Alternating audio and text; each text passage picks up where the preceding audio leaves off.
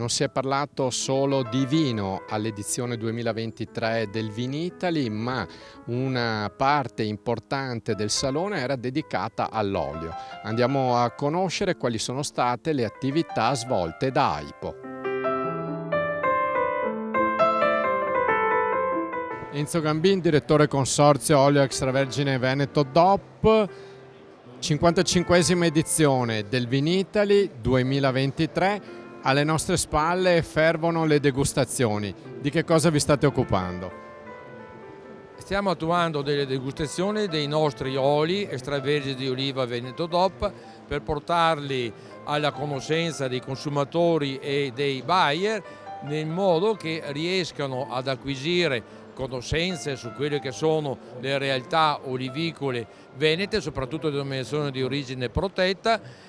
In questo momento è il Veneto Valpolicella DOP che è in pole position, ma poi arriverà anche il Veneto Berico Uganeo e il Veneto del Grappa, in modo da completare tutta l'attività olivicola e olearia certificata della nostra regione.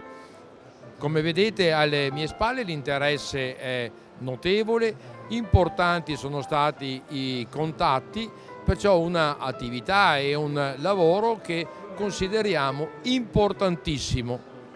Quali sono le caratteristiche degli oli veneti? Cambiano a seconda delle zone, dei suoli? Naturalmente la comunità europea nell'olio extravergine di oliva Veneto DOP è andata ad individuare 3 sottozone, pertanto 3 pedologie, 3 climi diversi, varietà diverse, ed è queste varietà, climi e pedologie oli che hanno caratteristiche che si differenziano nei sapori, nei profumi, anche nella composizione chimica.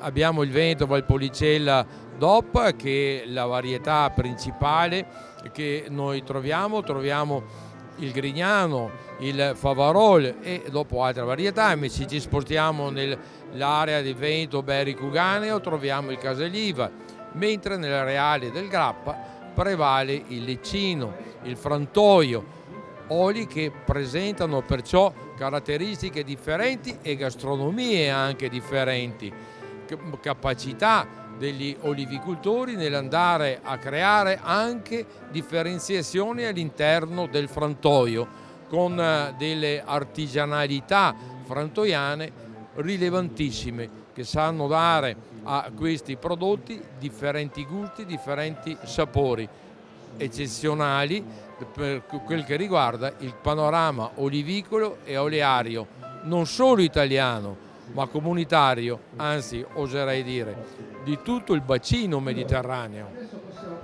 Quali sono le prospettive future per il settore? Quali sono i numeri dell'olio veneto? E soprattutto c'è una novità, insomma si parla di oleoturismo. L'olio veneto cresce come superficie olivicola. Abbiamo raggiunto e stiamo superando i 5.000 ettari, circa 7.500 sono le aziende interessate a diverso titolo. La media degli olivi coltivati varia dai 220 ai 270 per olivicoltore. Si possono considerare che sono dei numeri piccoli, ma da questa capacità di coltivare anche il piccolo si ha una elevatissima qualità. Olioturismo, naturalmente l'olivo è fortemente legato con il territorio, ne disegna i profili collinari, va a creare dei paesaggi che diversificano, vanno a mantenere una biodiversità molto elevata. C'è il pericolo che nelle nostre colline ci sia una monocultura, la viticola e la vitivinicola dopo, ma se noi inseriamo anche quella olivicola il paesaggio va a cambiare notevolmente.